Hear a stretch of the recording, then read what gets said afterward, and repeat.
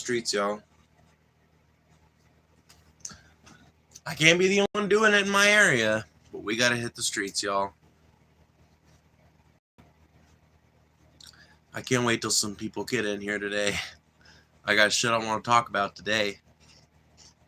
So come on, all of you. Come here, everybody, come on. Turn that to all messages so they can see everybody as they file in. Let's see. Oh, well, I guess it can be a little skewed for now. It doesn't really matter. Doesn't really matter. I think the substance of what I have to say today will come through regardless.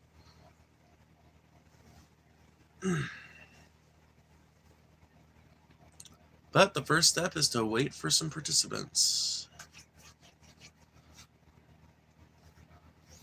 Good morning, everybody. KLOM what was the name of the radio station? What was the name of the radio station that played? See, there was a country station near where I grew up that had such a memorable call sign, and I can't remember what it is now, which maybe that means it wasn't that memorable.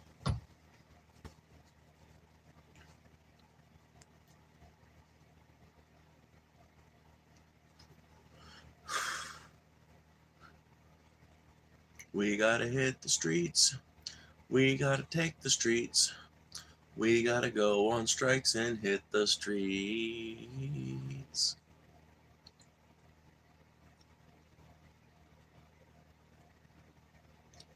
Hearken to me. Hearken to me. Hearken to me. I love that line, but I'm no good at saying it.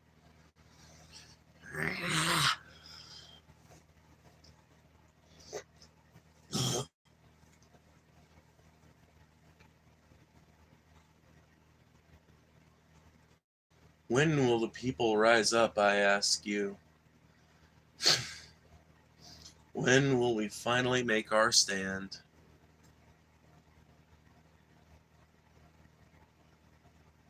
When will we go from a people of words to a people of actions?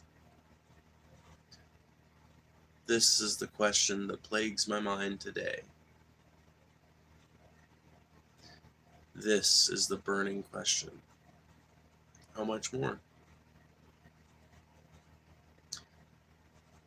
How much has to happen before the American people decide? You know what? I've got a thought, but I don't want to say it too early because then I'll have to repeat it. So I'm going to have to wait for some people to cycle in before I can say it, because I don't want to have to say it twice. So some people got to start posting in the chat so that I know there's some people here, and then we'll start talking about it. Then we'll start talking about why we need to hit the streets, right? Hi, welcome. Greetings, everyone. Stay a while and listen.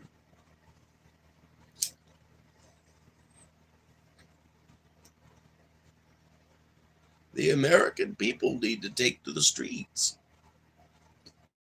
And Phoebe, which is me, will explain to you why. Hello, greetings.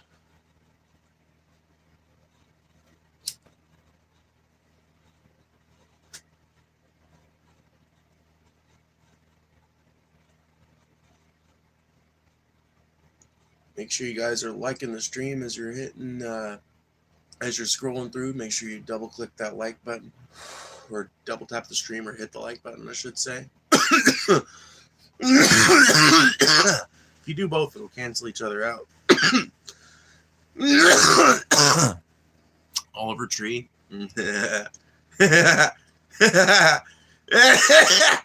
All the time somebody said I look like somebody, I always was like, no, not really. But you know what? You're right. I do look a little like Oliver Tree. You're not wrong. You know, I've been streaming for like 3 or 4 months now, and that is literally the first time somebody has made me giggle by saying I looked like somebody, because that's the first time somebody said that I look like somebody I think I actually kind of look like. like people say Peter Griffin all the time. I'm like, Peter Griffin doesn't wear bangs. Peter Griffin doesn't wear a hoodie. Peter Griffin doesn't wear. I mean, Peter Griffin isn't all that fashionable. I'm not exactly a fashionista, but I try to make my outfits make sense, you know? Weed? No, this is actually crack cocaine. As evidenced by its green color, you know? Wed. It's the wig. This isn't a wig. This is real hair. See? This is real hair. Here, it's 100% real hair because wigs don't have bald spots. It's not exactly a bald spot, but if my I don't know if it's even visible right now, but if my hair is pulled back the right way and my bangs are all brushed out, you can see that there's a little patch right at the convergence point. So it's definitely not a wig. Nope, I cut my hair this way myself, and I want it to look this way. There's the crazy thing, huh? I'm looking for this look. You're from Bangladesh. Well, welcome to a community that's actually got quite a high percentage of people from Bangladesh and northern India. So welcome to the channel. So the top 2 countries for my viewership are the United States and India. And I would say about 30% of my subs come from India. I don't know why. I don't know what it is. People from India, Bangladesh, and Pakistan find so interesting about me, but those are the 2, 3, and 4 countries in my demographics list. I don't know what it is about it, but I love it. I love that fact. I really do. So welcome. New sub, I appreciate the humor. Well, I appreciate the humor as well. People will come in here all day long saying I look like shit, and 99% of the time I'm just like, I don't think so. I mean, if you say so, I guess. Like the Peter Griffin thing or something, what's the other one I get compared to? Harry Potter. And I'm like, it's the glasses. That's the only thing we have in common. And even then, Harry Potter's got those very stylish, like super round circle glasses. Mine are just wireframe. But Oliver Tree, I mean, hey, I think Oliver Tree keeps a bowl cut or something, you know? Their hair isn't that dissimilar to mine, so that one made me giggle. That one got me. That one got me for sure. Free Palestine indeed. Free Palestine indeed. It is, as of a couple of days ago, it is a year and 2 months since Israel began its retribution campaign against the people of Palestine.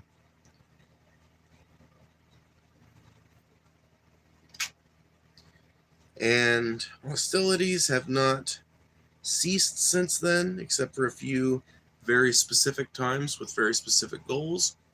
And it looks like my country is going to be making every effort to continue oppressing people and to continue funding that campaign of death and violence for the next 4 years. So that's going to be fun.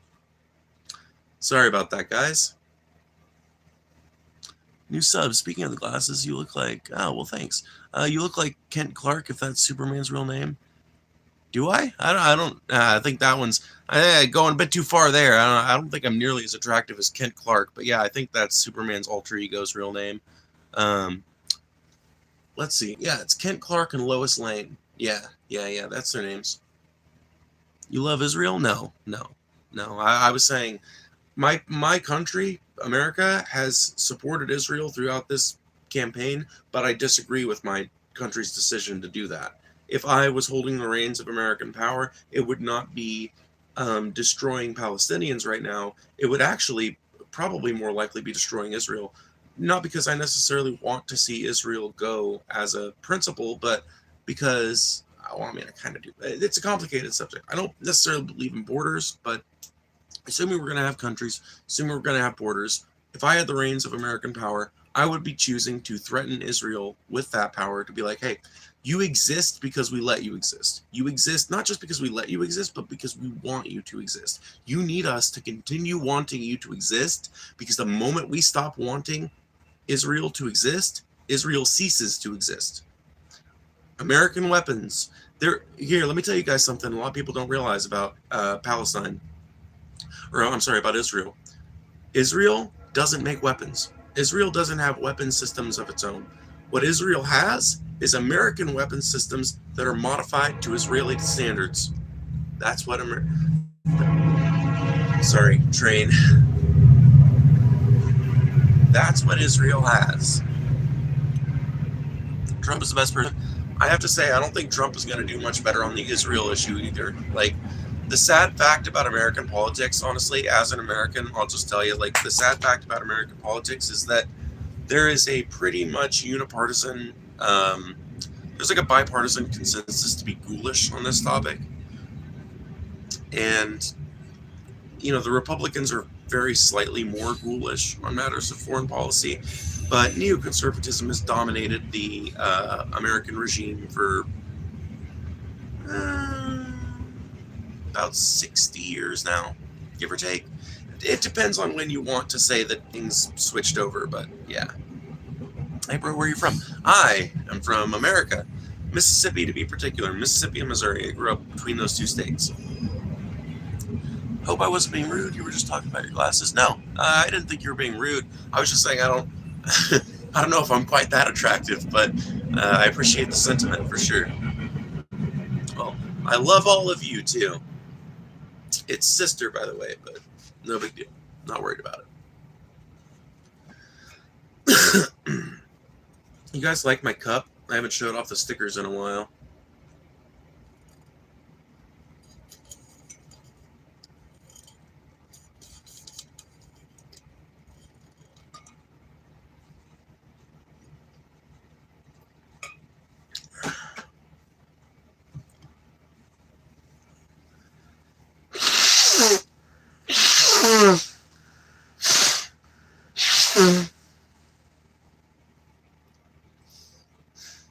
That was awful. Jesus. Are you Muslim? No, I am. I don't know what I am anymore, man. I was raised Christian. I was raised Christian in a Pentecostal environment. So think speaking in tongues, holding snakes, that kind of thing. We didn't do any of that. Well, we did. Okay, we did some of that in our church, but we didn't do any snake handling in my church or any of the churches I went to as a kid.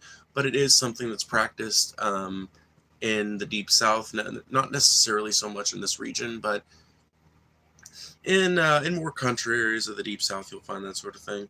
When I was 13, I lost my faith because I could no longer stand to believe in God. Not because some tragedy happened in my life or something like that.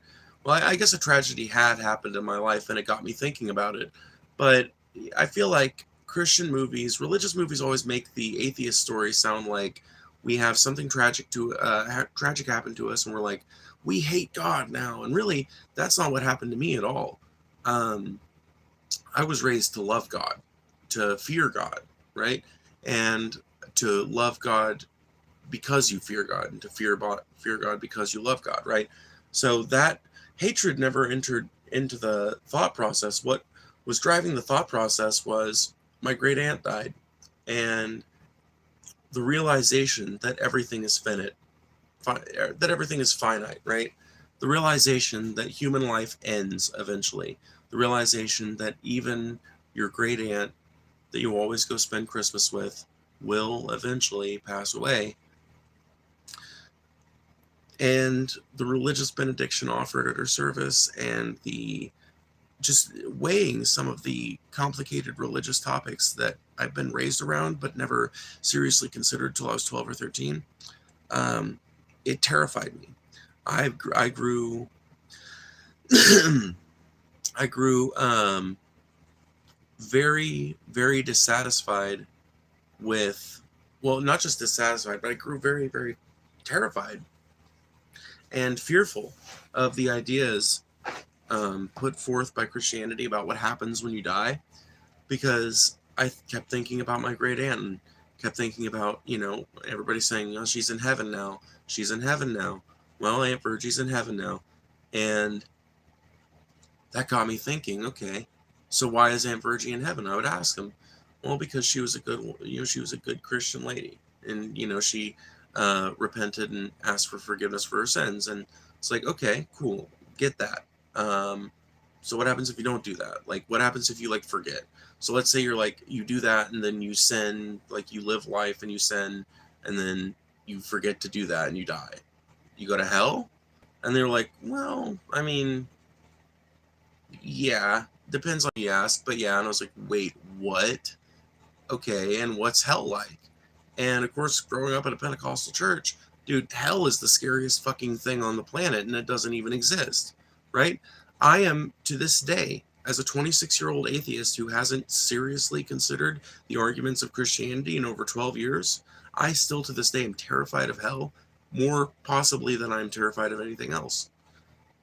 I can't think of a scary, more horrifying idea to me personally than what hell is supposed to be, which is you don't get to talk to anyone, you don't get to see anyone, you don't get to do anything or feel anything besides pain, torture, and punishment, resentment, and regret. That's all there is for you in hell. And how long does hell last, I would ask? Forever! It never fucking ends. It never fucking ends. And that terrified me. Eventually, I couldn't cope with that anymore.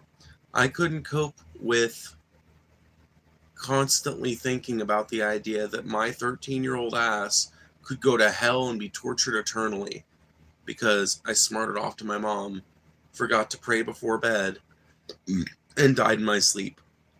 And that exact thought process was just running through my head, running and running and running and repeating ad infinitum. And so I asked my mom eventually, I was like, do you have to believe in this? I know you've mentioned that there are people who feel other ways. Like this isn't the only, is this true? Is this really true? And that's when my mom kind of sat me down and was like, most people don't believe in the very harsh version of hell that your grandma believes in. And most people, even that do believe in the hell and everything, don't believe that as many people go there as she believes. Not that my grandma was a bigot or a hateful person. She was just, you know, all of mankind falls short of the greatness and glory of God, right? And um, a fallen man is an easy thing to find, right? So it was not that she was a really good lady, but she did have that kind of like most people are probably going to hell kind of mentality, and that was really terrifying. I love how you guys just can't see me anymore because of the angle of the sun. Oh well. She was a really nice lady, but she kind of had that mindset, right? And my mom kind of explained to me, you don't have to go to church. And I was like, wait, what? And she was like, yeah, you don't have to go to church. Like, we're not going to get mad at you. We're not going to punish you or anything. And I was like, what about God? And mom was like, well, I mean, I ain't been going to church for a really long time, and God hasn't told me anything about it yet. And that was what did it. And that set me on the path to, losing my faith and discovering my new and modern ideas about religion and superstition and stuff. But it started with a fear. It started with being afraid of the eternal. It started with being terrified of the idea that it could be right.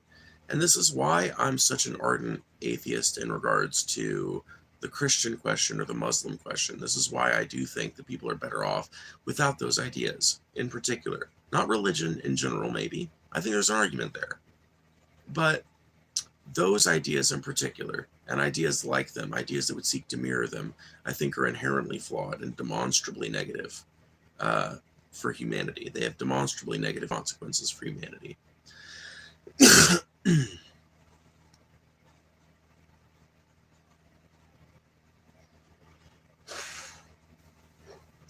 But the reason I'm such an ardent atheist when it comes to those particular ideas and that my opposition to those ideas is because I think it is terrifying for young kids to hear about that and to seriously consider it. And people will always talk about God as if it's a belief that would be preferable to have. Like, well, If God doesn't exist, then everything is meaningless. If God doesn't exist, then good has no definition. How do you base goodness? What's the baseline goodness? And of course, what they refuse to admit is that all these valuations are subjective. Good is up to the individual. Even for Christians, good is up to the individual. Christians are more than happy. Christians, Muslims, and Jews, all religious people, basically. But I'm just going to talk about the major three, right? Those three main types of monotheistic faith, the people within them are more than happy to radically reinterpret their holy books to support some aspect of their lifestyle. And that is true for even the people who think it's not true. If you think the Westboro Baptist Church isn't fucking fudging shit around so they can get away with doing shit the way they do, they are. You know, there ain't nothing in the Bible about in fact, there are admonitions in the Bible against everything the Westboro Baptist Church does. Now, there are also things that call for you to do some of that shit, but whatever. The Bible's a self-contradictory document. What are you going to do? Another reason why it shouldn't be lauded as some sort of great source of real knowledge. You know, I would be way more supportive, I think, of Christianity if, number one, if it wasn't so terrifying, if the premise of it just wasn't so fucking horrifying to begin with, because people always act like it's such a good thing to believe in, always act like it's got these salutary effects on human consciousness, but in reality, it's terrifying. It's not preferable as a fantasy. It's preferable as non-factual. Honestly, that's the only way you can think about Christianity and not be scared by it, is if you think, yeah, that's bullshit. Because if you actually think that everything in a traditionalist view of the Bible is 100% true, you would have to be terrified living in modern society. You would have to be terrified or Amish. So, and the Amish are pretty scared too. So, you know. But I think I would agree with Christianity a lot more if they would, number one, if they would stop taking themselves so seriously, if they would stop giving a fuck about the factual thing, if they would stop arguing about that and say, listen, yeah, you know what? I don't have any hardcore evidence for God. That's not what this is about. It's about an act of faith. Think about it like a mind game, you know? If they would just do that, if they would look at it more like a philosophy, if Christians were more like Taoists or Buddhists in regards to looking at their religion less as some hardcore real truth documentation from the gods and more of like a philosophy, an article of contemplation, I would have so much more respect for Christians. But they want to legislate on the basis of their Christianity. They want to govern on that basis, and I'm not down with that. I can never be down with that. I'm too weird to ever be down with that. Please donate money. I'm very poor, man. Me too, bro. Me too, dog. Somebody send me and Toxic Boy some money right now, immediately. No, but seriously, I think these days I'm very opposed to organized religion. I'm very opposed to the main three religions as philosophies, as well as their organization into greater hierarchical structures. I'm opposed to both sides of it when it comes to those types. But for myself, I don't know what I am. I'm not a Christian. I'll tell you that much. I'm not a believer in monotheism.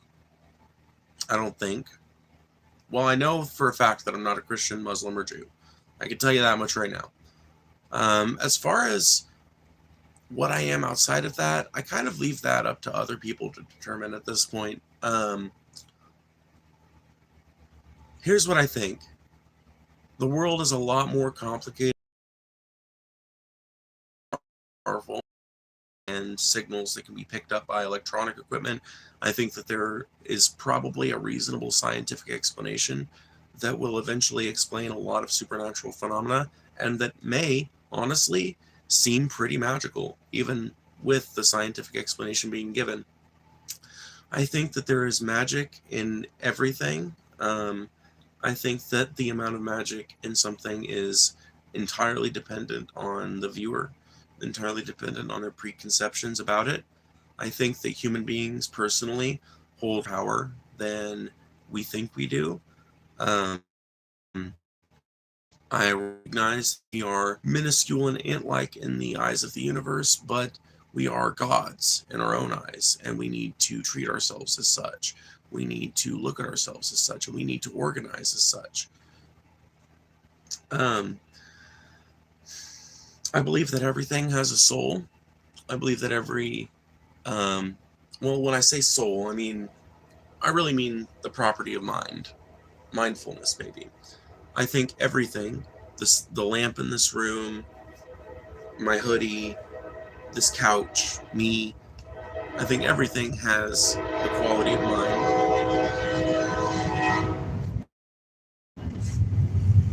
And I think the complexity of that mind is dependent maybe on its chemical makeup, but I think it exists within everything. So what does that make me?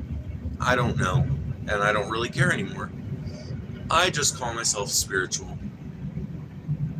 Here, you know what I am? I'm a yellow triangleist. That's what I am. I'm not a Christian, I'm not a Muslim, I'm a yellow triangleist. I'm a triangleist.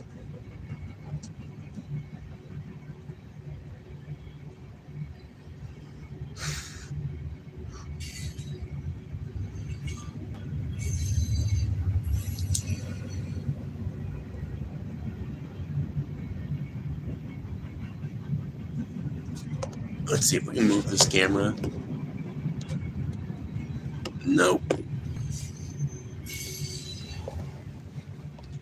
We can move it a little bit.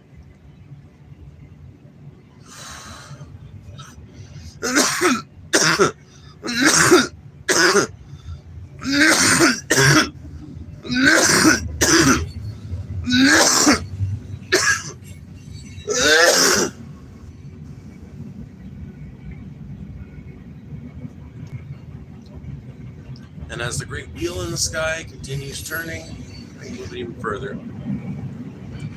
Alrighty, are we ready to talk about Luigi Mangione? Because I've been waiting for some people to pile in, but whatever. It looks like this is going to be a low viewership stream again, so that's fine. I ain't too worried about it. Are we ready to talk about it, though? Because I'm kind of thinking maybe I could turn this into a clip for the channel. Maybe. Because I care deeply about the things that I'm about to say. Luigi Mangione's capture and arrest after his execution of the United Healthcare CEO, whose name escapes me, is, in my opinion, a great tragedy. It was my very sincerest hope that that gentleman would go out to live the rest of his life in relative peace and comfort, with no one having ever known his name, and with no one ever having realized who it was that done that, or figured out, however you want to put it. I wish he had never gotten caught, long story short. And the reason why I wish that the assassin that killed the United Healthcare CEO had never gotten caught, the reason I wish that he had never gotten caught is because I, like most other Americans in this country, have been completely and utterly screwed over multiple times by not just United Healthcare, but the system of private healthcare in general. The existence of private healthcare as an industry has destroyed more American lives than probably any other single cause. His death was not something I necessarily predicted, but it's also not something that you can say is all that surprising in the wake of the complete and utter lack of action, the molasses-like slowness with which Congress deals with this issue. Congress pretends like Americans are doing fine on the topic of healthcare. Even the squad barely even brings it up anymore. There's no proposals to make it any better. There are no proposals to overhaul the system.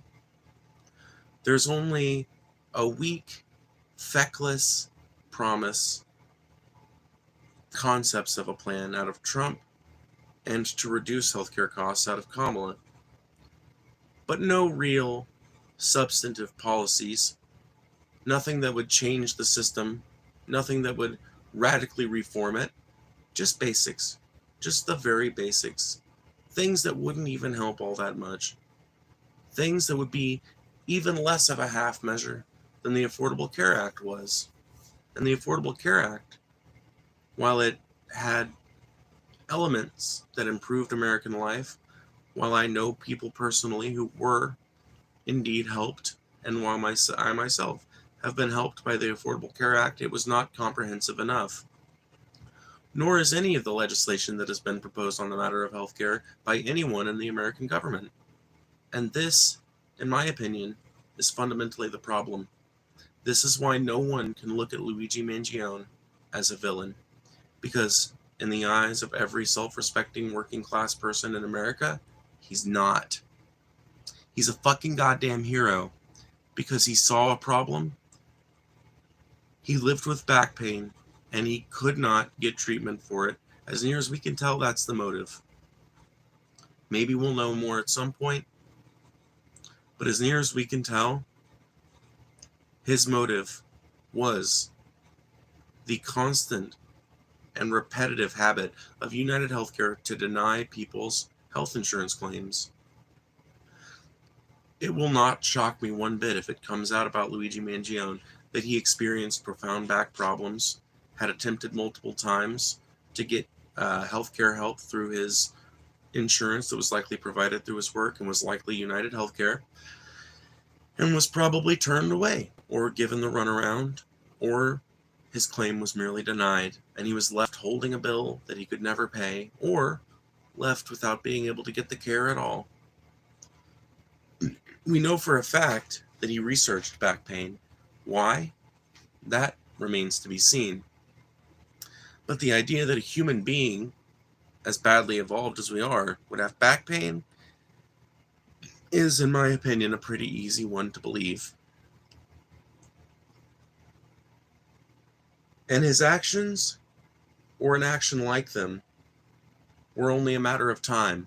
As long as this United States continues to allow its Congress to act the way it's acting, and as long as that Congress continues to act that way, there will be no change.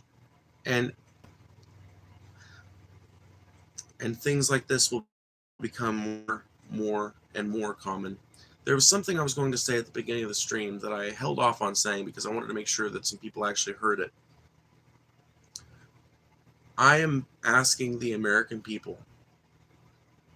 I will join you. I'm just one broke dick motherfucker that's about to have a kid from North Mississippi, but I will join any protest movement that I hear of within an hour's driving distance of me. I just need a couple of people to join me and I'll start one myself. I don't give a fuck. But we have to hit the streets. And I'm asking the American people if all of us will please get up off of our asses, right? Get up off of our asses and hit the streets. And I'm asking you to do this because I want America to have the chance to take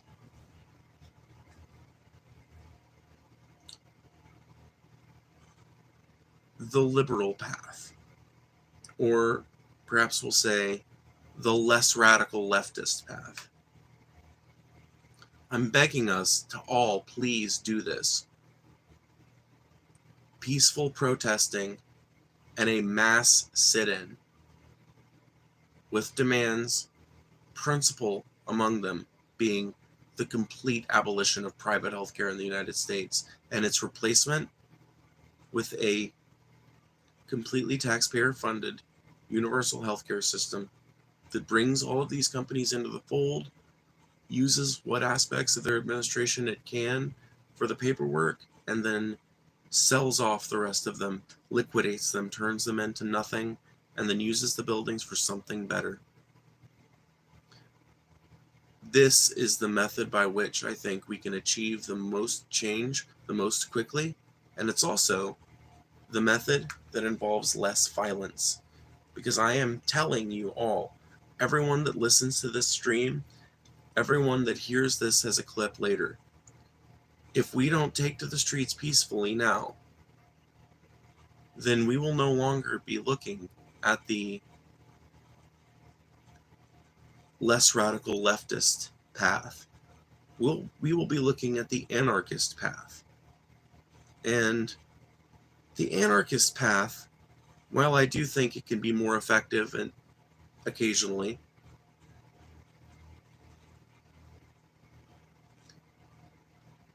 involves more violence. It always does. Because anarchists have less qualms about violence towards the people at the top of the hierarchy. So please, if you look at Luigi Mangione as anything other than a hero, then I beg of you, please still join a protest movement for universal health care. Because that is how you prevent more violence like this. There won't be any more healthcare CEOs being targeted if there are no more healthcare CEOs. There won't be any more violent protest action against private healthcare if there's no more private healthcare anymore. And there will be no need for violent protest action if the American people rise up together right now, hand in hand, and leave their jobs and stand on the fucking street and on the fucking courthouse steps until our demands are met, until we have a universal healthcare system, a system that works for the fucking people.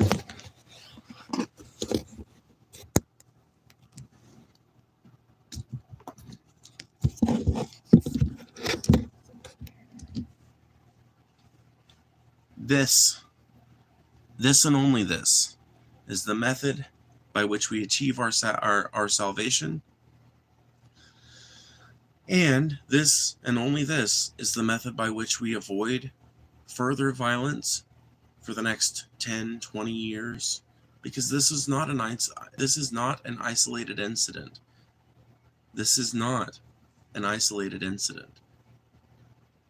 The George Floyd protests in 2020, part of why they were so violent, in my opinion, well, not that they were, honestly. Most of the protesting environment during the 2020 riot, or the 2020 protests, was peaceful. There were riots during 2020, but they were mostly limited to a few specific big cities.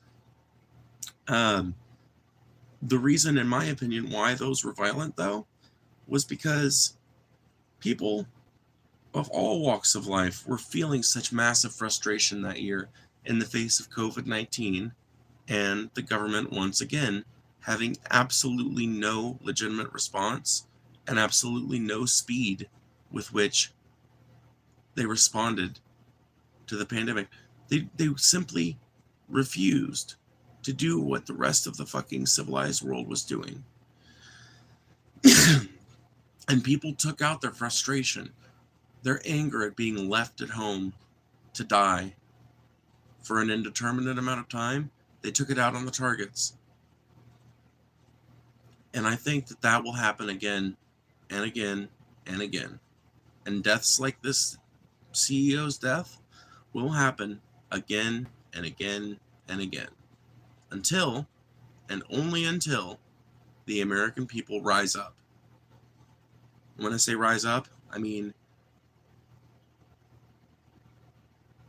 if you see a protest for universal health care, you drop what you're fucking doing and you join it.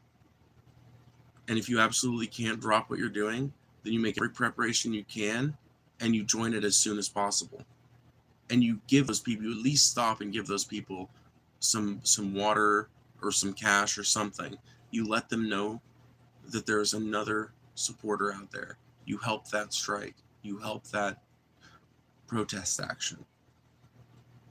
You leave your job. You tell your job, hey, I gotta be a part of this because you know what? I love working here, but our healthcare doesn't cover enough. And we need universal healthcare. And you know what? It'd be cheaper for this company too if we had universal healthcare. So I'm protesting. You can fire me or keep me. I don't care. Because you know what? They can't fire fucking all of us. It's a basic union standby. It's something unions have said for years, and it's always been true, always will be true. They can't fire us all. They can't fire every one of us.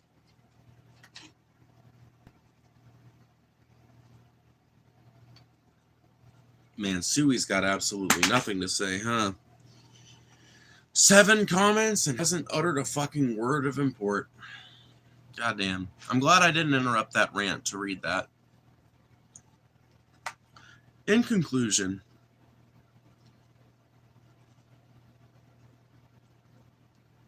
it's sad to me that this is what it took. It is sad to me that it took the death of a human being, publicized broadly, to get this done. It's also sad to me that so many people have died to this system. So fucking many people have died because of this system, and no change has ever been made on the basis of it because they weren't rich and famous CEOs. But finally, this system pissed off enough people to finally piss off someone who could actually do something about it, that was intelligent enough to at least get that close and do that. Well, and there's a saying, I don't know if it's a saying, but there's something my family used to say a lot whenever we were passing a really shitty intersection or something that they just got done repairing or making better. They'd always say, well, it was bad for 20 years, but then a governor's son died in that roundabout, and so then now they tore it out and replaced it with a better one. It is only when the rich, famous, and powerful die that real change starts to happen in this country. Not only, but very often that is one of the catalysts that is required. So I think people, no matter how you feel about this guy, I think every man, woman, and child in this country needs to be protesting for universal health care. Because that is the only answer to this tragedy. Because that CEO died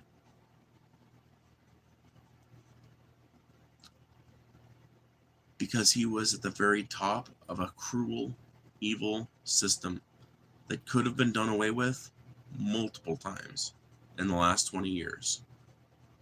And the people like him ensured was untouchable. So if you care, so whether you feel like that dude deserved whatever came to him, or whether you think that was a horrible tragedy and the vigilantism should never be supported, you should be on the protest line regardless. Because that is the only way you prevent violence like this in the future. That is the only way that we get past this issue. That is the only way we put this to bed. What better way to honor the memory of a CEO of a healthcare company than by providing everyone with healthcare? Than by prove Luigi wrong. Luigi's act proves that he doesn't think America or Americans are capable of changing this without death and destruction. Prove Luigi wrong. Because from where I sit right now, seems like he might be right. But I think there's another option. Are we willing to do it, y'all? Because I am. United Healthcare has determined the bullet was a pre-existing condition. Claim denied. Isn't that uncanny? I mean, hey, the bullet was in there Tuesday morning, huh? He wants to come in Wednesday evening talking about, I got a bullet in me. Well, it was there fucking Tuesday morning. I saw you. Just, you remember, we got subs over there at DeLeon's, and you had that bullet in you Tuesday afternoon. You want to come in here today, Thursday morning, talking about, I got a bullet. You didn't get shot yesterday. You got shot fucking years ago. You had that bullet in you for years. What are you talking about?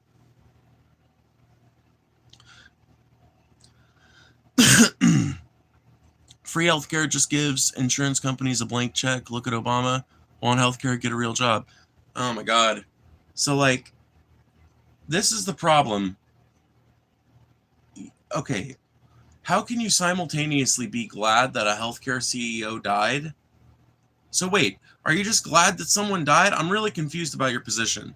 So you are opposed to public healthcare, but also opposed to private healthcare? So what is it, like dial-up healthcare? Is that what you want? The Obamacare ruined the market. Shut up, retard. You don't know what you're talking about, bro. Obamacare didn't ruin the market. The market was inherently ruined because it's a fucking market that shouldn't exist. Healthcare shouldn't be a thing you should have to pay for, retard. Life is more nuanced? Exactly. Life is more nuanced than you're painting it, dummy.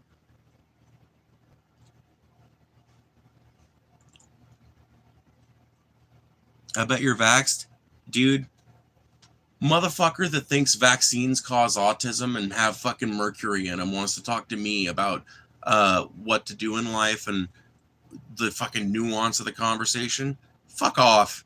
You're literally as dumb as they come. Yes, not only am I vaccinated, I've had all my vaccines. You know what it did to me? Helped me not die from COVID. Because as it turns out, I had autism from the time I was like 5 years old. Always have. Well, truth is I was probably born with autism, right?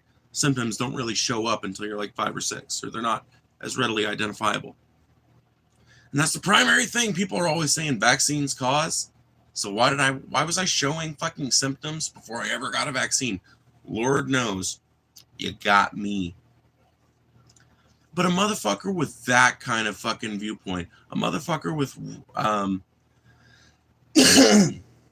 motherfucker with Gwen Stefani's views on vaccines, Robert fucking RFK Jr.'s views on vaccines, wants to talk to me about healthcare. Good luck, man. I wasn't born yesterday. I'm going to repeat it because this person in the chat arguing with me is such a fucking perfect example. There is one answer to the United Healthcare CEO dying, and that's to end the practice of healthcare being a private industry. Because as long as it's a private industry, motherfuckers like this will still exist. Motherfuckers like this will always exist. Motherfuckers like both of the motherfuckers involved in this, right? As long as you have people like that CEO, you will have people like Luigi Mangione. I don't care if you like it or not. You can hate it all you want. It's just true.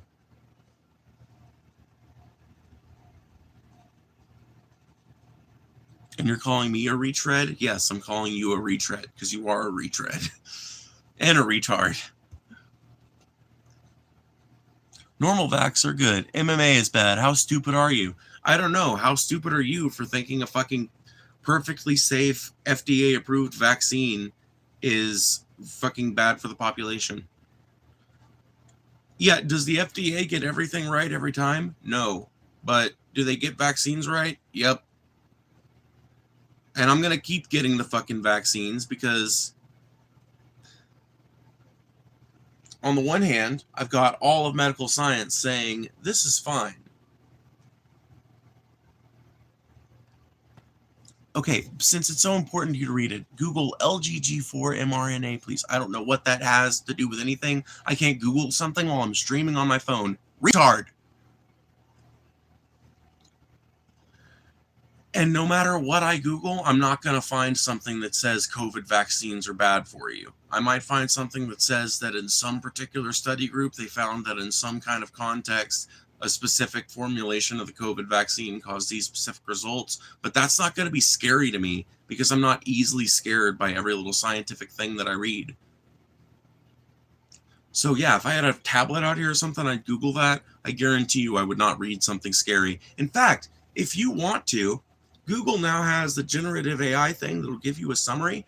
Go read that, or I'm sorry, go search, Google it yourself, and then type the results in here. Don't type the results, copy the results, and just paste them in here. You can paste multiple ones if you need to, because I can't Google it. I'm on my phone, and I'm too broke to have two phones.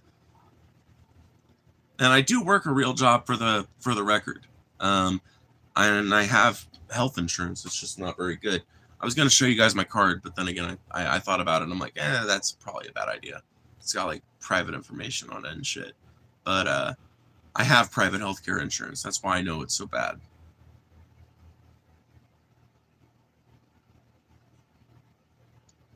National Institute of Health? Bro, you're going to need to give me something more than just the institution and the fucking thing you want me to Google. I don't trust motherfuckers like you.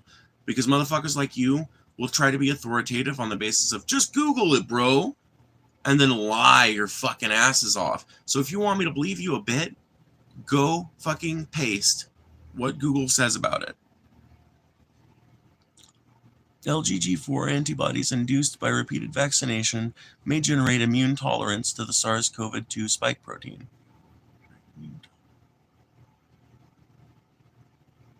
Immune tolerance.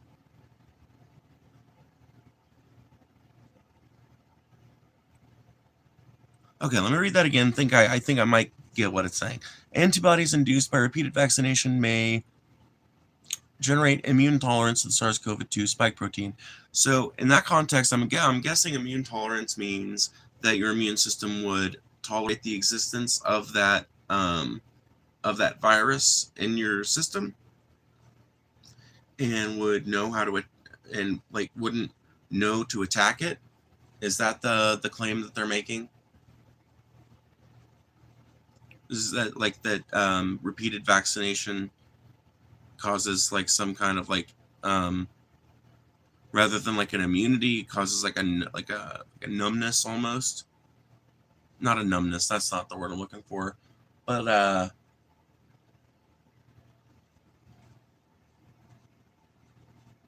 yes, it's Benadryl for COVID.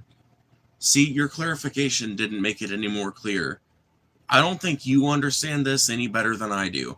The way you're typing makes it sound like you're too stupid to understand this. I'm sorry. I think I really am just going to have to go read this study or whatever. I guarantee you it doesn't come away with the conclusions that you're coming away with. And if it's like Benadryl for COVID, then Benadryl's pretty effective, isn't it? I don't know. I've taken Benadryl for sickness before.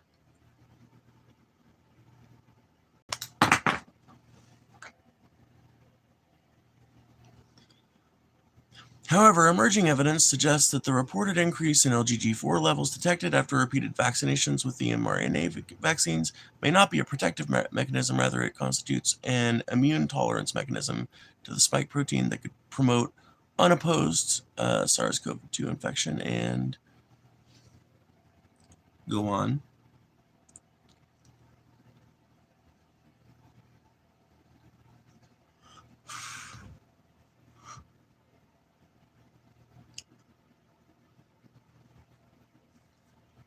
You know, I don't really think that your your specification that you just mean the COVID vaccine really matters, because literally nobody uses that rhetoric that doesn't hang out with people that believe all vaccines are bad. You probably think, let me just ask you something, Dial Up, and can you be real with me for a second, right? Dial Up.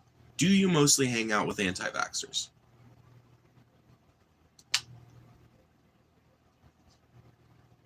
And be fucking real with me. If you don't, that's fine. If you do, be real with me. Do you mostly hang out with anti-vaxxers?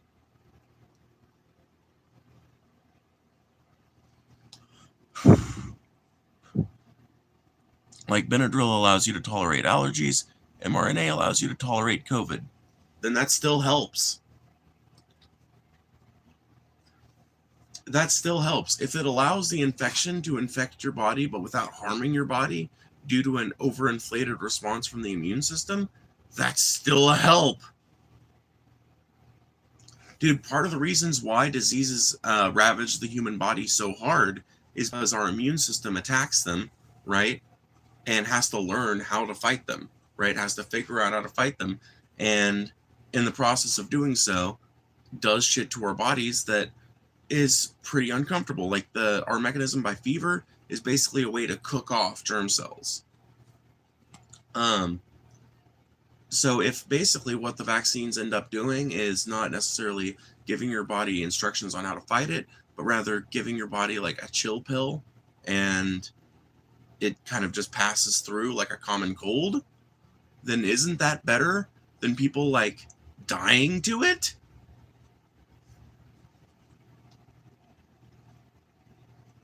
it's infected, you're harmed.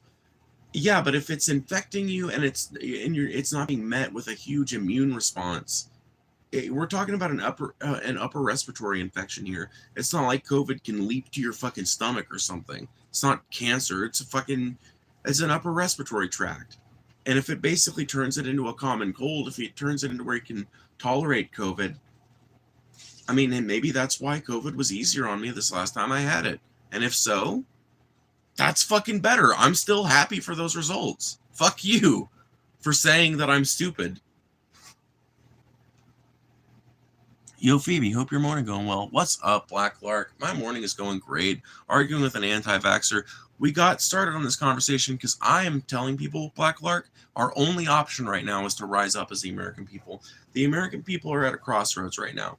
We can either accept that violence like this is going to continue to happen, that violent protest in furtherance of universal health care is going to continue to happen for the next 20 years, or we can coalesce. We can coalesce into a mass movement. We can walk out of our jobs. They can't fire all of us. And we can sit in tent cities in the fucking courthouse steps. We can set up rainbow-style kitchens and feed people. And we can stay out there with a list of demands, chief among them being universal health care, until those demands are met, or until at least that first demand is met. We can do that right now. And it would be peaceful. It would be well organized. It could be well organized. I don't know if it necessarily would be, but ideally it could be well organized. But it needs to be peaceful and it needs to be right now. We need to capitalize on this energy. We need to, all of us, decide, you know what? I've never been to a protest before, but I need to go now. Because otherwise, it's going to be the anarchist path. And the anarchist path always includes more violence. You want the liberal path on this one. Trust me. Not saying you in particular, Black Lark, but just to catch you up on what we were talking about. I don't agree with what Dial Up is saying from the beginning, but I appreciate them at least adding to a conversation. Yeah, I mean, me too, for sure. If the COVID vaccine was a normal dead virus vaccine, I would take it. I'm not totally anti-vax. My IQ is double digits. Well, maybe so, but you're not exactly doing great things for your IQ either by basically parroting a study that you read that justifies your fear against the COVID vaccine, when in reality, also, it doesn't really do good things for the argument that you're the intelligent one in a conversation when all you can do is go back to the fucking ad hominems, right? And in my opinion, that particular fallacy lands on the person who does it first. And you're the person who started this conversation off with vitriol. You're the person who fucking literally started the fucking conversation with me with I bet you're vaxxed in a condescending tone. So, the fact that you started this conversation off with vitriol, the fact that you're too stupid to come up with actual arguments before you go into the name calling and shit, doesn't exactly do good things for the argument that you're the smart one. I've got COVID twice, and the first time I put up 500 square feet of tile. That's $5,000. Grow up, little boy. What is your point there, Dial Up? I'm really not understanding the point there. The first time I had COVID, I was homeless and fucking dying in a minivan. I won the Suffering Olympics. Dial Up, just so you know. Dude, I love this shit. Conservatives love to play fucking oppression Olympics, bro. They love it. They love to talk about how the left is always trying to be such snowflakes and how we're all so sensitive and all this shit.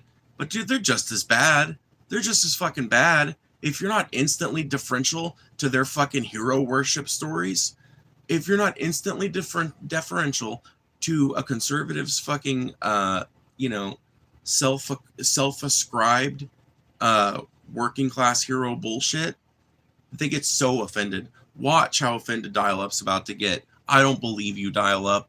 I don't believe for a second that you're out there working hard. I think you're a fat fucking stoner like I am. That's how you got so much fucking time.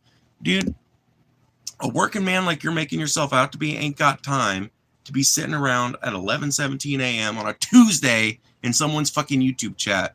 You know why I do? Because I work in the service industry, and Monday and Tuesday are typical days off for us here in the service industry. And I don't have to lie about what I do for work because I'm not ashamed of what I do for work. And I don't have to exaggerate what I do for work because I'm not ashamed that I don't do enough. And people like you, braggarts, are bullshitters. I've worked with enough of them. I've done enough hard-ass fucking work in my life to know a bullshitter when I see one. To know somebody that's gotten a fucking oppression complex. So you can fuck off with it. IQ is mostly bunk. It doesn't measure most forms of intelligence, just Western-centric pattern recognition and like a light memory test. Yeah, Blacklark is 100% correct. IQ tests that are adjusted for other sensibilities in other countries. If you make an IQ test that's more like they've made IQ tests that are meant to like test how smart is someone from, say, Africa, and Africans aren't stupid on those tests, right? People trying to think of other areas that are not okay. So like South America is another place. If you take the Western fucking IQ test that's just typical, you take it down to people in South America, it's pointless. They're gonna score like double digits on it. But you give them one that's adjusted for their culture and their way of life. You give them a cognitive test that is better equipped to actually measure the real practical intelligence of that people, and you'll see results. And if you took that test to America, they would score shitty on it. Yeah, we need to organize 100% Blacklark. That's the only thing left to us right now. It's the only thing that will prevent more violence. The only thing. I have more than I could say on how things could change after Luigi's last stand, but man, I try to save those conversations for off the internet and away from phones. A lot of conservatives will say, I'm not a victim, and will then go on to talk about all the hardships they had to overcome in the next sentence. Exactly.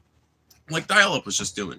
Dude, that's why Dial-Up hasn't said shit, is because either they scrolled away finally, or they're listening and they're fucking called out.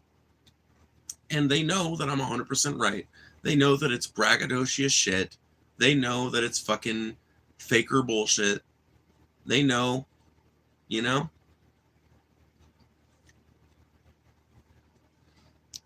You're back. You scrolled away. Well, now that you're back, I don't believe your lying ass.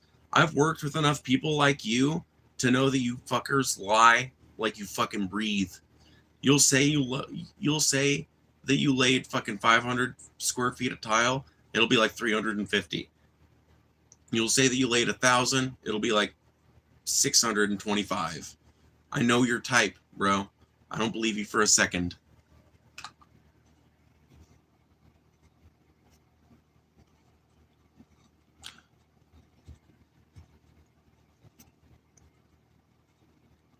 Also, a lot of conservatives will say, I'm not a victim, and then talk about all the hardships they had to overcome in the next sentence. Kind of like you did, Dial-Up. Kind of like you did. Do you realize that you are doing the thing that people like you accuse the left of doing all the time? Or at least people like I assume you are. People with your, hardcore anti-COVID vaccine kind of shtick are usually conservatives. You guys love to talk about how everyone else is talking about their victimization. Everybody else has to go through all these, oh man, look at these people whining about fucking snowflakes. They had to go through this, and look at them whining about it. Then you guys whine. Then y'all aren't stoic for a second. What was you telling me that you laid 500 square feet of tile when you first had COVID? What was that other than, I had hardships in my life, man? What was that? What was it other than that? It was just you bragging about hardships you've had to overcome. But it's valid for you, right? Why? Because you value it. And because in your world, you're the only person that matters. I get it. But at least I'm willing to admit that that's how my mind works, right? Yes, my opinions are based on my personal experience. My takes are based on the only thing I have to work with, my own mind. But at least I can admit it. You seem to have the mistaken impression that the rest of the world justifies your bullshit.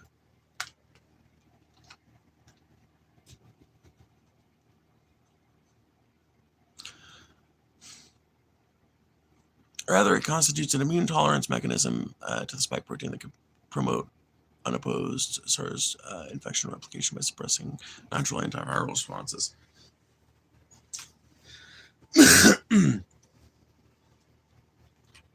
Either way, it still sounds like it's overall helping by not inflaring the problem. But even if that's true, that would just mean that less vaccines are needed. Like that you need like one COVID vaccine.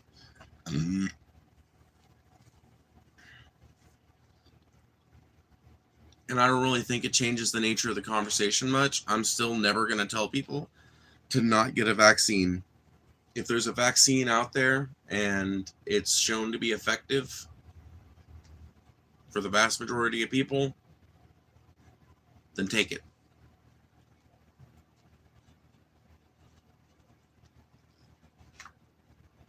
Thanks for listening. Bro, you're still listening.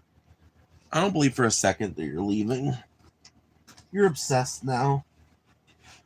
Just like all my other haters. People either... Listen, dial up. It's cool.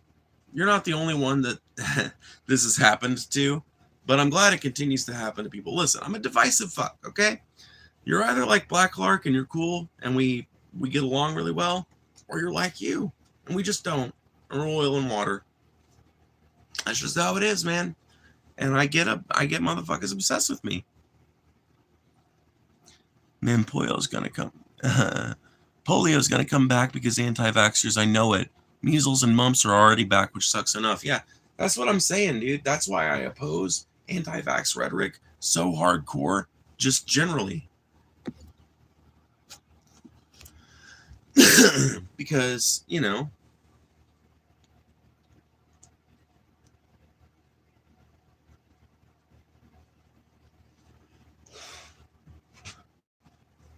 I think it's going to lead to all this shit coming back.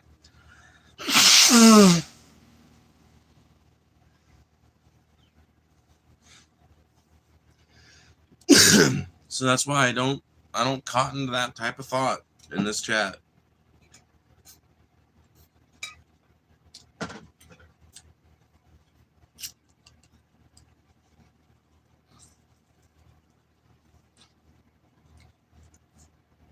Also, dial up. Since I know you're still listening,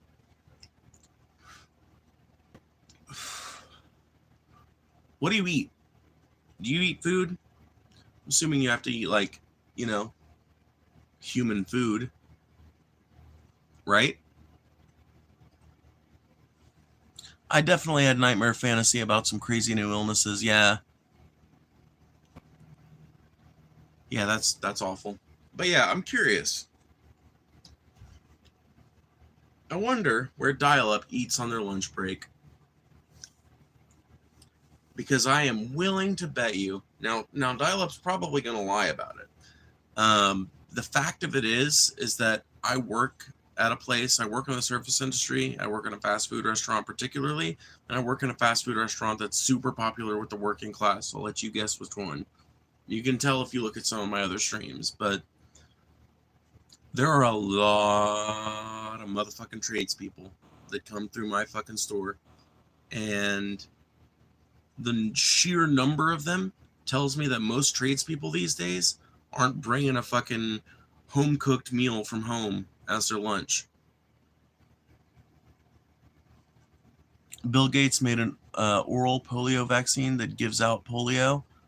See, you literally believe every fucking conspiracy about the vaccine issue. This is why I don't take you seriously. Because you're one of these people that goes around looking... I can't even trust the study that you cited earlier now. Because, like, the fact of it is that there are scientific institutions that are well known for putting out bullshit, bogus studies. And the fact of it is that the National Institute of Health is a good organization, but it doesn't mean that every motherfucker that publishes a study through the National Institute of Health is. And I can't even trust the shit that you're saying anymore, because you literally cannot have a conversation with bringing up the fucking weird conspiracy theories that you're addicted to. Bill Gates is out here fucking... Dude, in some people's minds, Bill Gates is like the most evil son of a bitch that ever lived. Bro, they love Jeff Bezos, even though he's way richer and way more responsible for way more death, degradation, and destruction of working class bodies than Bill Gates ever could be. But no, Gates is the one they hate, because Gates occasionally fucking... I don't know, because Gates participates in activism, because Gates has some fucking liberal opinions. I think that's all it comes down to. Literally, if Gates was doing all the same shit, but he was a pro-Trump guy, he wouldn't get any of this shit. Literally, none of it. I don't eat lunch. I often eat Mexican food from a local family-owned business after work. I wonder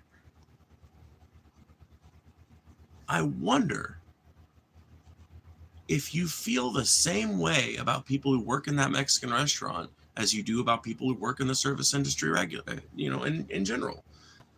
Like, why is it that people like you only believe that the people that you personally rely on are valid in society? Your entire existence is predicated on businesses that you'll never go into and don't patronize, but you don't realize it because you're too stupid to see outside of yourself and your own circle. That's why you're so condescending to people who don't work the job you work.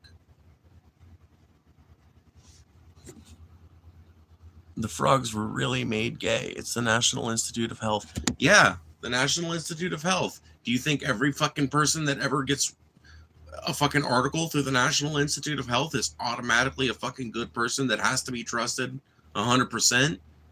And can you see why I would be reticent to take your fucking... See, ban this idiot. Ban this idiot. I'm done with them. I'm done with their stupid bullshit because they're not fucking engaging. I keep fucking bringing up points and they are not engaging with it because I pointed out why I can't trust them and they don't want to engage on that. So fuck them. Yeah, keep bootlicking the pharmaceutical industry. I'm not bootlicking the pharmaceutical industry. I'm bootlicking fucking modern science and our understanding that vaccines don't kill people, you retard.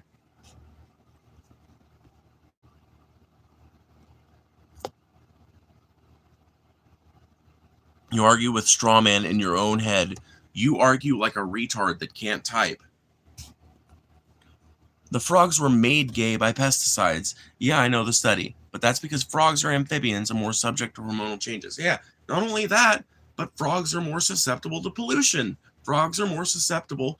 Okay, so frogs, because of the way they breathe, have skin that is more porous and more, I can't think of the word, but stuff passes through it more easily than it would through, the skin of a lot of other animals.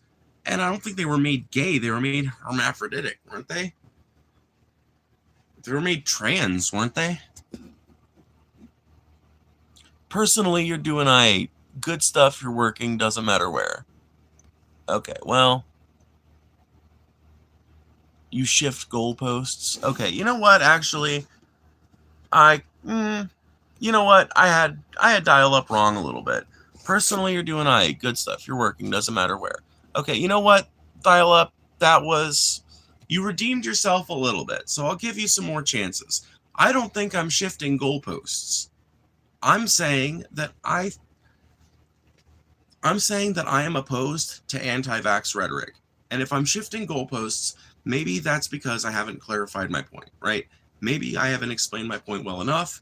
Maybe that's a problem with my rhetoric. Okay, let me try again. But thank you, Black Lark, for banning him when I asked you to. Anyway. I think vaccines are a net positive for humanity. And I am knee-jerk opposed to all anti-vax rhetoric and all anti-vax conspiracy theories because I think all they do is serve to discourage people from getting any vaccine. Because you personally might not mean any vaccine other than the ones you talk about. But people that listen to you, people that read that in my chat, don't read that, right? People that read that in my chat don't read that out of you, Okay? So what I try to do when someone comes in here with that sort of rhetoric is point out that at the end of the day, as long as the vaccine isn't killing people and is basically safe, as long as my fucking, okay, here's my, maybe this will clarify things too. Here's my red line for a vaccine.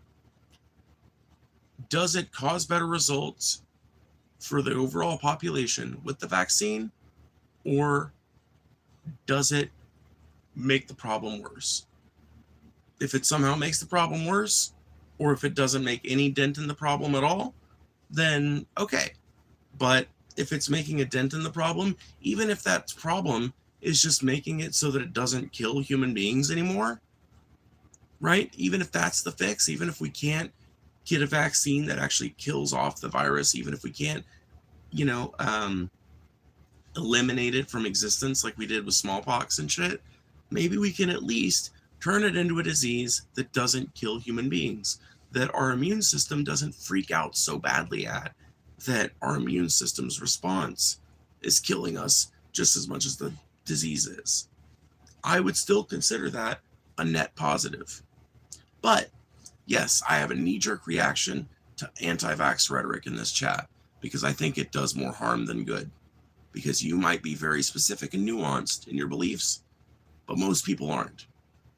And I don't honestly know that you are either, but I'm just saying.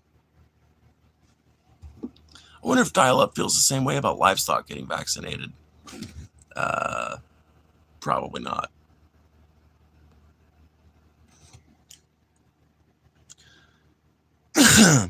Yeah, what's up, Tom Troop? Yeah, Myrna vaccine has been developed for years. Lots and lots of hard work. Scientists dedicating their whole lives. Yep. Yeah, the frogs are made from hermaphrodites. Exactly. So it's like they're more susceptible to hormonal changes, and they've got bodies that are pretty adapted to that. So you can't tell me smallpox still being around would be a good thing. History of vaccines is interesting, saving so many lives. Exactly. It's saved far more lives than it's cost, and that's all I ask for a fucking tactic.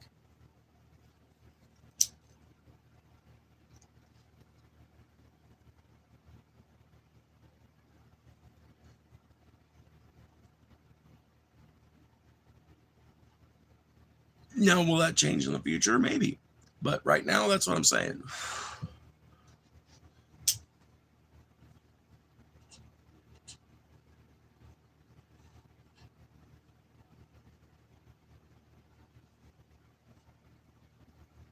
And yeah, you can't tell me that smallpox still being around would be a good thing, bro.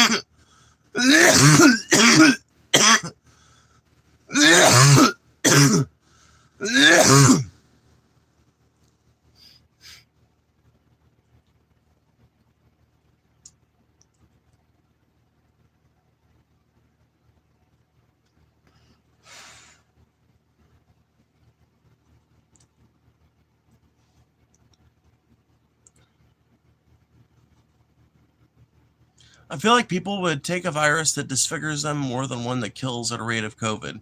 Like if you get pimples or lesions from it and it didn't kill you, people would treat that as worse than COVID. Yeah, I tend to agree. Yeah, in fact, I think you're right because leprosy is like a good example of that. Like, granted, I get leprosy is not a thing you want around, right? But I think part of the reason why leprosy was so scary is because people come out with lesions and shit. Yeah, I tend to agree with you. I think that if humanity was presented with a disease that disfigured us and was like, it killed pretty rarely, but it pretty much left everybody with a bunch of scars and shit. Yeah, I think that would be treated as way more evil than COVID. If you think about it, the Black Plague was a disease that not only had a high kill rate, but a high disfigurement rate for survivors, which meant that, I mean, even if you survived it, you were usually scarred up and shit from it. And I mean, the Black Death is called the Black Death for a reason. It's the most evil disease, right?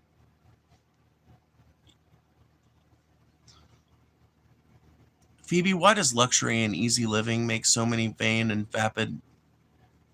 Okay, Phoebe, why do so many? Okay, let me. I'm really trying, Black Lark, but I'm itchy and it's fucking me up. Phoebe, why does luxury and easy living make so many vain and vapid instead of introspective and empathetic?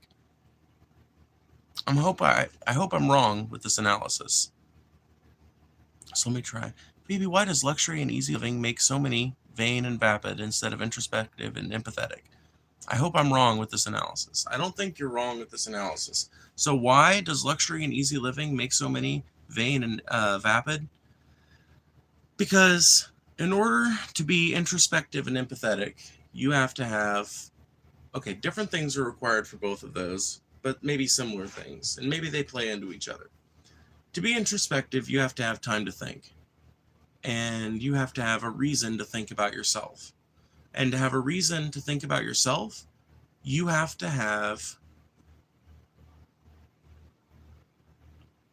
a goal that you can't reach immediately. In other words, you have to not be rich. Because a rich person never really needs to introspect, right? I'm not saying every rich person doesn't, but they never have to. They never have to, because at a certain level of wealth, you can kind of do whatever the fuck you want. And you don't really have to introspect so much as you just have to be confident in your own existence and your own holdings and your own success. And that comes very easily to the children of rich families, right? It's something that they're trained and taught on from a very young age. And so to be introspective, you've got to have a reason to work on yourself. And if you've got enough money to buy your way into any relationship you want, enough money to buy your way into any business on the planet. Hold on 1 second. Let me text my partner back.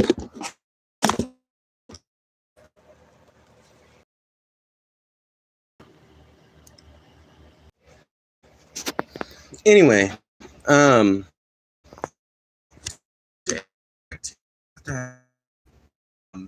thing, a reason to think about it, and you'll never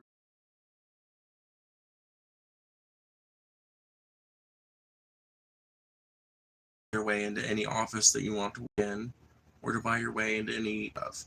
If your charisma only has to sell it so far, then you really never have to deeply consider your own actions, which means you can occasionally introspect, but you don't have to get good at it, because fundamentally it doesn't matter. Your money will buy you out of any trouble that you get into or any goodness that you want to have, right? So that's why a lot of them end up not being very introspective. And as far as not being very empathetic, in order to be empathetic, you have to be able to imagine what other people are going through. In order to imagine what other people are going through, you have to go through something similar, fundamentally, in my opinion. Well, maybe not in order to imagine what other people are going through, but to imagine and feel for yourself what they're going through and to really take it into your being, you have to go through something similar, which means that rich people's attempts to relate to the poor come off as vapid and annoying and aloof, because they don't fundamentally know anything about what it's like.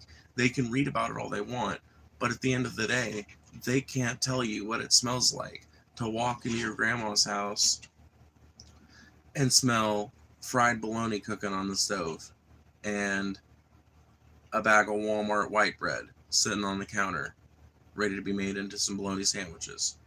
You know, at the end of the day, they can't describe what it's like to to crawl up under the underpinning of a fucking shitty old house that's practically falling in on itself to make some repairs on the plumbing under it. There are experiences, dozens and dozens and dozens of tiny little experiences that come with being so broke that you can't afford to just hire people to help you, that a person of wealth will never get to experience, right? And that, I think, makes them less sympathetic, because to them, all of this is academic. To us, it's life or death.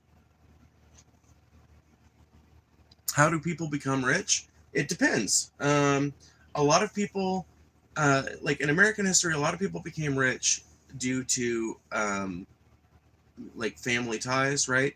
There have been a few eras in American history where if your family was middle class at the beginning of that era, there was a good chance that your kid could go on to become a rich person. For example, in the very beginning of the rail industry and like industrialization, the very beginning of that, if your family was just middle class, if you were just like, yeah, you know, we've got enough to afford a nice thing here or there, then your kid, if they were really smart or had some really cool skill or something like that, they really could become super fucking rich, you know, on the back of some product that they invented or something like that. And then that money is passed, you know, down through the generations. And then the question becomes, how do they stay rich, right? Which is a more important question, because most wealth in this country is like family wealth. Most money in this country is old money. So how do they stay rich? By manipulating the stock market, by speculating on new businesses, and by owning land that people rent. Fundamentally, that's the way people get rich. There are other ways too, you know.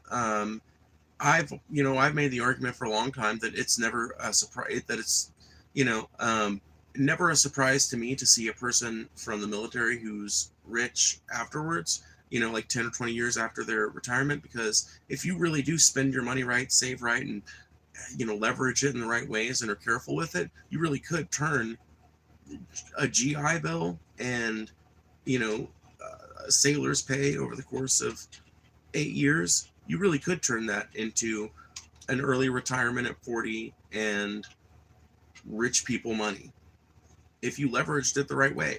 I genuinely believe that. So there are a number of ways to become rich, right? At least rich insofar as we have money that we can pass down. As far as like, how do people become that rich? They come from a long line of that family money, or they invent something that takes off bigger than anything else, like Gates or Bezos, right? Or Steve Jobs.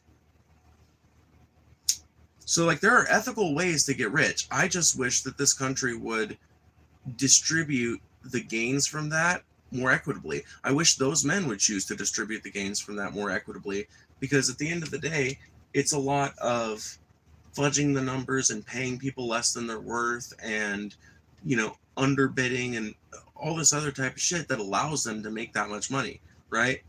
It fundamentally, because that's the way capitalism works, they have to exploit people to get to that position, even if what they're doing, you know, in a nutshell, it is on its own, it's innocuous, right? On its own, there's nothing wrong with inventing the technology that was Amazon and, you know, broadening it and all that shit. Where they went wrong was when they started treating their employees like shit and making it a horrible, unethical place to work, right? That's where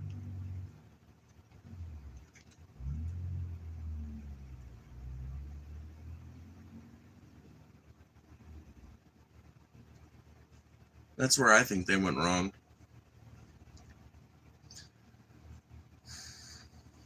Let me see.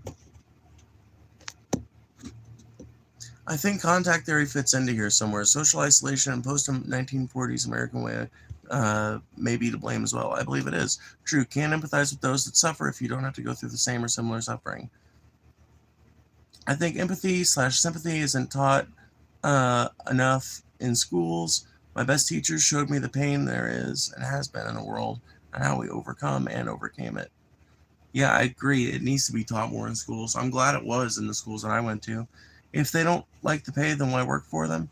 Because that's the pay that they're going to get anywhere else, right? And the places that do pay more won't hire them. Or if they will hire them, they haven't yet, So it's like you can't just leave it up to the competition of the marketplace. I'm sorry. Because at the end of the day, we need these people. Good, bad, right, or wrong, we need people that work shitty service jobs that we all rely on. We need people who work jobs that make $10 an hour. People who run the grocery stores. People who run the fucking gas stations. People who run the fucking restaurants and shit. We need people who are the groundwork of that, right? We have to have that, and which means we have to pay those people right, or we have to face economic backlash time and time and time again. Anyway, I gotta go. Well, I guess I don't gotta go. Actually, you know what? I'll just take you guys with me. Fuck it. This will be fine. But yeah, you asked how many generations does it take to become rich? I don't necessarily think it takes any generations to become rich. It just depends, right? So, but I guess minimum 2, right? Let's say you're saying become rich from like a poor person's standpoint. I would say like 2. You have to have one generation go from being poor working class to middle working class, and then you have to have the second generation go from middle working class to rich person. Anyway, give me 1 second.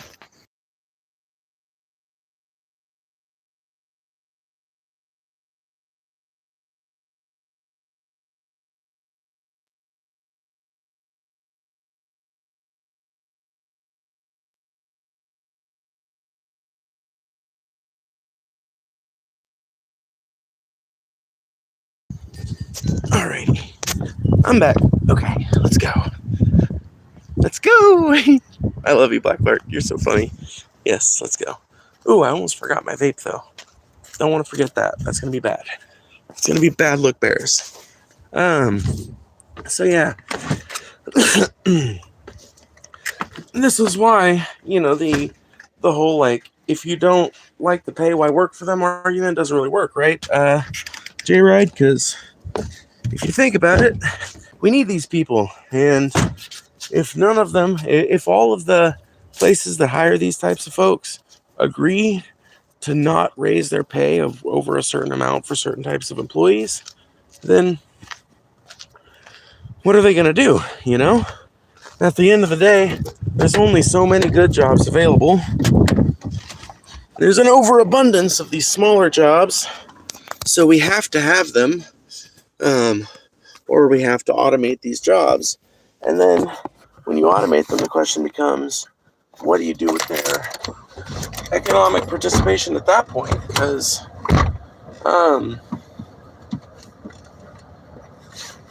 they've got to have some way to be able to spend money, and that means either opening up a lot more good jobs or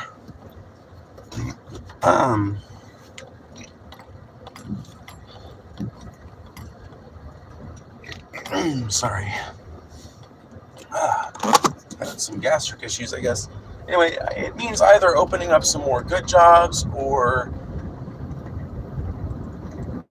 providing like a universal basic income or something. God damn it, I left my fucking cup at the house. I need it.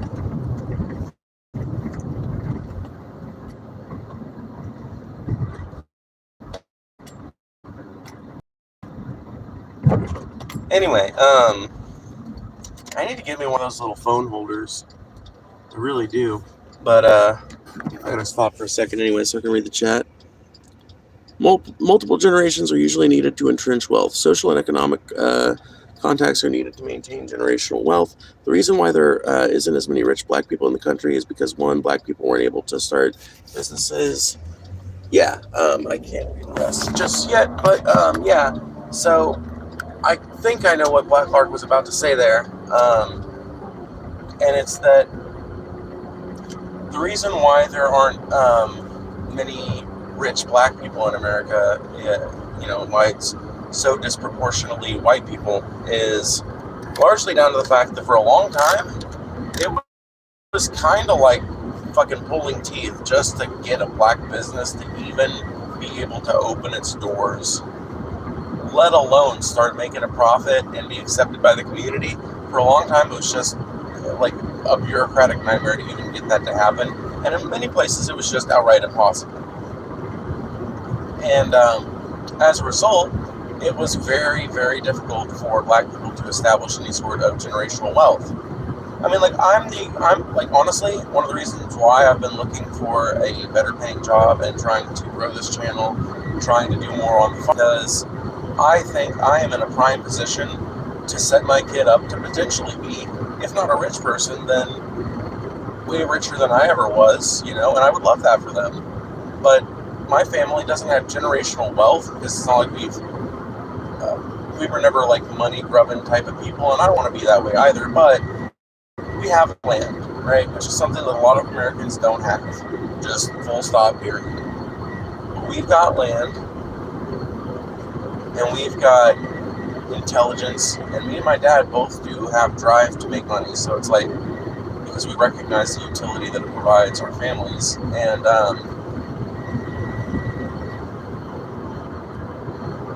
that sort of generational wealth is,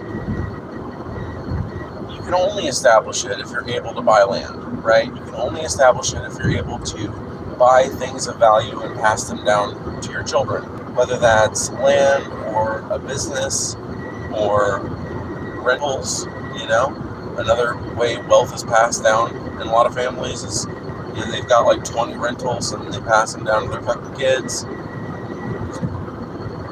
That sort of thing is so critical if a community is going to pull itself out of poverty.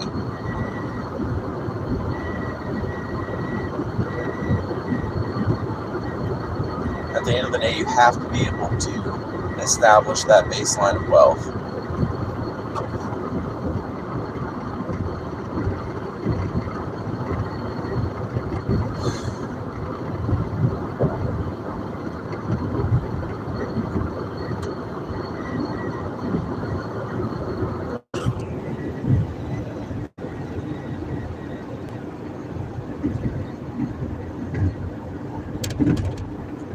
They keep us making just enough money to support our life, but not enough to compete with them. Yep, that's something I've been saying for a while, J-Ride, is that the way capitalism is set up right now is just perfect for the capitalist, right? Because the working class, and honestly, I was reading, and I know this is going to sound fucking... Don't write me off immediately, please. Don't unsubscribe as soon as I say the name, okay? J-Ride. But I was reading the Communist Manifesto, and it's crazy that you say that, because Marx, even back then, was talking about how the bourgeoisie, which is his name for like the rich man, right? The owning class, the employing class, the boss, the manager, the owner of the business, right? They have to kind of keep their workforce in a perpetual state of flux, where they're making just enough and just enough for the bare maintenance of life. Because anymore, and they might be able to engage in luxury and things like that. They might be overly able to engage in things that would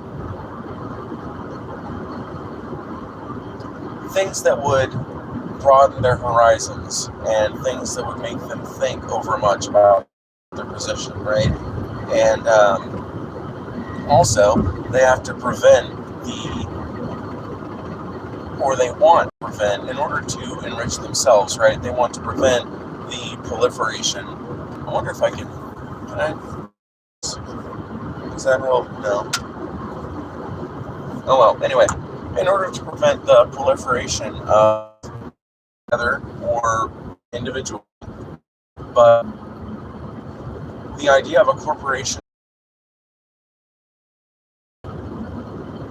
and the idea that business has to be conducted that way is a very modern one.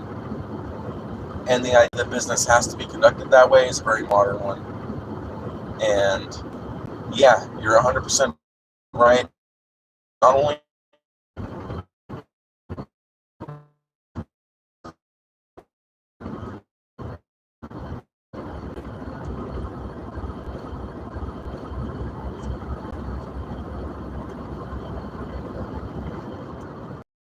kind of an unworkable philosophy these days. But yeah, Jay Wright, you're noticing something that's been true for decades, honestly. And that's why, that's why people join the military. That's why so many people want to win the lottery, because I'm not the only person who has fantasies of the businesses that I would start or that I might do if I ever come into some money, some real money, like, I'm not the only person who's got dreams like that. And that's why I think, some people spend their whole lives chasing that dream or hoping they'll get to chase that dream eventually. And I can't blame them, because literally owning your own business, that's why it's, that's my focus in life right now, is that's what I want to be doing in like 5 years. Because owning your own business is the only way under capitalism to stop the fucking, so to speak. Or, to basically stop the fucking, to at least get an equitable shake, to get some terms of the arrangement, even a modicum of term, you know what I mean? Like, to get even one little iota of say in this country, you either have to be part of a major labor union, and honestly, I've never been super interested by most of the trades. There are a couple that interest me, but I'm not sure how I would get in those industries and get on with the union. I need to talk to somebody about it, honestly. But either you join a trade union and you start being active in that, or you start your own business. Those are the only two ways to get one over on capitalism, literally. And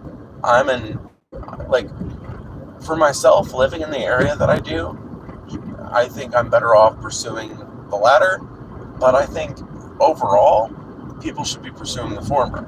And if my business ever gets big enough to be hiring employees and shit, then I will change the nature of that business in furtherance of that. I'll make it a wobbly shop. But don't think I'm a communist though, because number one, the biggest issue that I have with the Communist Manifesto is the fact that Marx differentiates between the regular proletariat, the wage-earning working class, and the lumpenproletariat, which is the non-wage-earning working class, which would be prostitutes, common criminals, and the homeless. As near as I can tell from the research I did, that's what he's talking about. And I don't like that distinction. He claims they're reactionary. He claims they're susceptible to reactionary politics. I say they're susceptible to politics in general. And maybe that was more true of people like that in his day. But in the modern day, prostitution as an issue is an issue that's been taken up by the left and the working class as a whole. It's, honestly considered like a workers' rights issues like these days, So I think the way we look at the figures that Marx meant when he was talking about the lumpenproletariat has changed. And if you read the Communist Manifesto, it's more descriptive than it is prescriptive. And I think some of those descriptions are no longer valid. Some of them I think are perfectly valid, like what you just noticed about how they have to pay you the bare minimum so that you don't compete with them. 100% true, 100% valid. The lumpenproletariat shit, that shit's bullshit these days, in my opinion. Most homeless people I ever met were left, or at least left of center, or at least centrists, but most of them were radical leftists of some stripe. And most common criminals I've met are pretty apolitical, honestly. Maybe they're more susceptible to reactionary politics, but I think they're susceptible to politics in general, because I think that there are answers for all of these things. Why does prostitution exist? Well, fundamentally, it's because people are willing to pay a premium for the ability to just get sex on demand. But it's an element of poverty. It's like, it's money that you can get without having to go through like a college or something first, or get a certification for. Why do common criminals exist? Petty thieves, things like that. Because poverty is so rampant in our society, and inequality is so rampant in our society. And inequality were less rampant in the society, then those issues would also be less rampant in our society.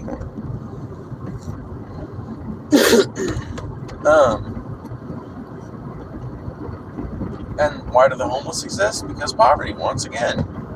So it's like, to me, these people are an important part of our organizing, because the only reason that they're in that position is due to failures of communities to remain cohesed despite capitalist interference. And it's a success of capitalism over, the forces of, well,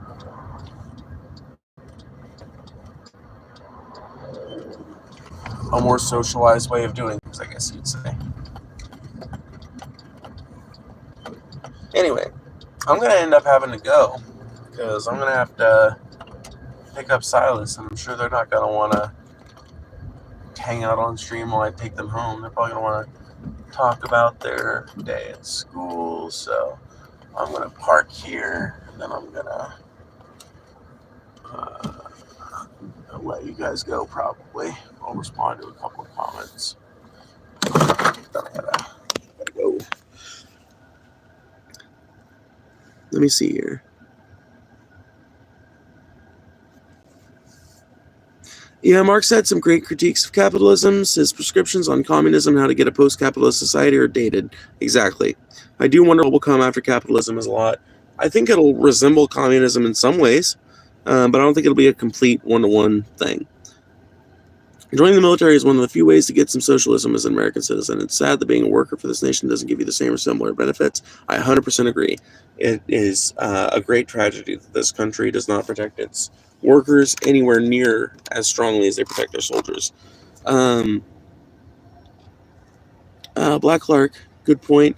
But companies are the ones building and renting homes to people who otherwise wouldn't be able to afford to live in a home. Well, that's the thing, though, is that those homes could be built by community organizations, and they're not the only, corporations already aren't the only ones building homes. There's also community orgs that build homes. There's government organizations that build homes, and those companies could be nationalized, right? So you take those companies and be like, okay, here's the thing, housing, not something we can really leave up to the market anymore.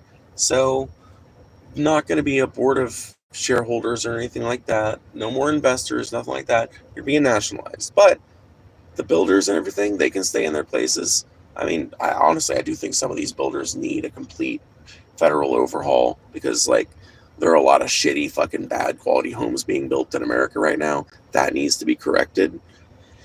So some of these companies, I think, need nationalized and improved during the nationalization process, but it's not like companies are necessary for the homes. The homes would be getting built regardless. It's not like people lived in fucking... It's not like we just slept in the... It's not like we just slept under trees like deer before the first company was invented,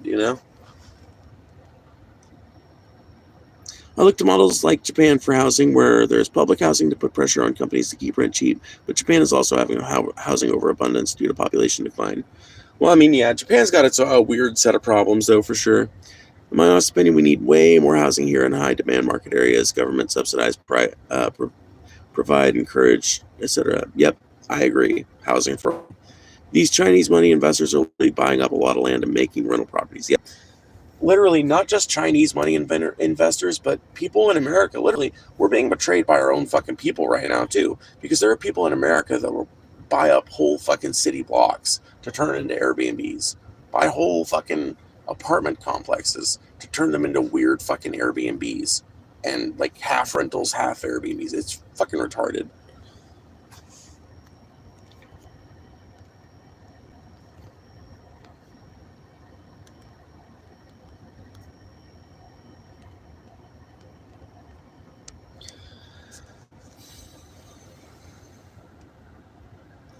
Good talking, Phoebe. We'll get into more about inequality soon, I'm sure. Yeah, I'm sure.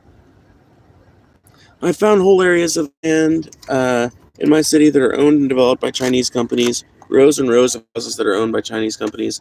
What's better, a Chinese landlord or American landlord? No landlord at all, my friend.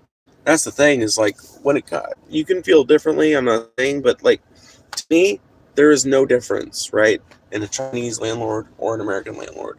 There's still, because I mean, even an American landlord is still overcharging for properties, under maintaining properties, um, offering terrible customer service for their clients. American goddamn landlords aren't really doing much for the people that live in their homes. And yeah, do I think a Chinese landlord would do any better? No. I think both Chinese and American landlords, because they are landlords, are in it for the profit. They're in it for the money. They're not running a charity unless they're running a charity, right? The landlord that takes care of its tenants for the most fair price. If it's the Chinese, so be it, then not. Right. That's what I would say too. Like, if you got to have a landlord, if you got to make that lesser of two evils thing, I would rather it be between, like, fundamentally, whatever I like. I would rather the dichotomy be not Chinese versus American, but like landlord that takes care of their tenants and is responsive to needs versus landlord that doesn't take care of them at all. Also, I have a feeling Chinese-owned housing won't be Chinese-owned forever, especially if the Taiwan situation gets worse. Yeah, I mean, we'll have to see there. Really no way of knowing.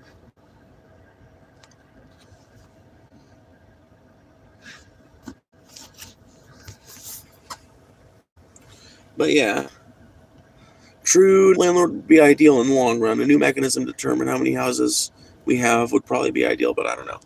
I've had an idea for a while about nationalized housing, and I think it would be pretty workable, honestly.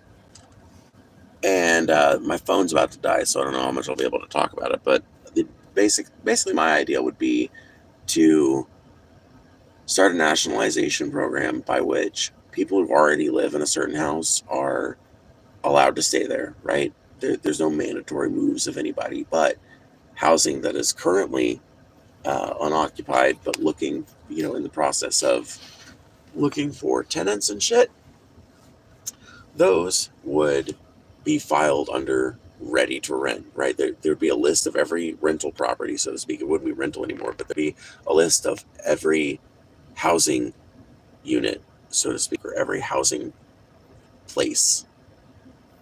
I don't know what, is it housing unit? I don't know. That can't be right. That's a prison term.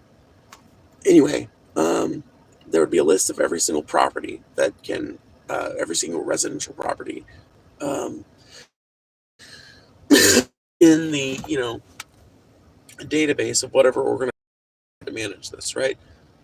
There'd be a list of every property, and you could filter that list when doing the clerical work. Filter that list by ones that are ready to rent or ready to move in, and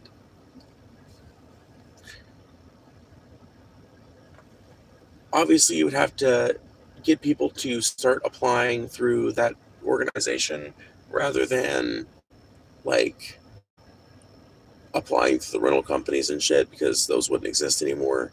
So you would, in the nationalization process, you would take current applications and filter them in, and then start assigning these houses by like family size,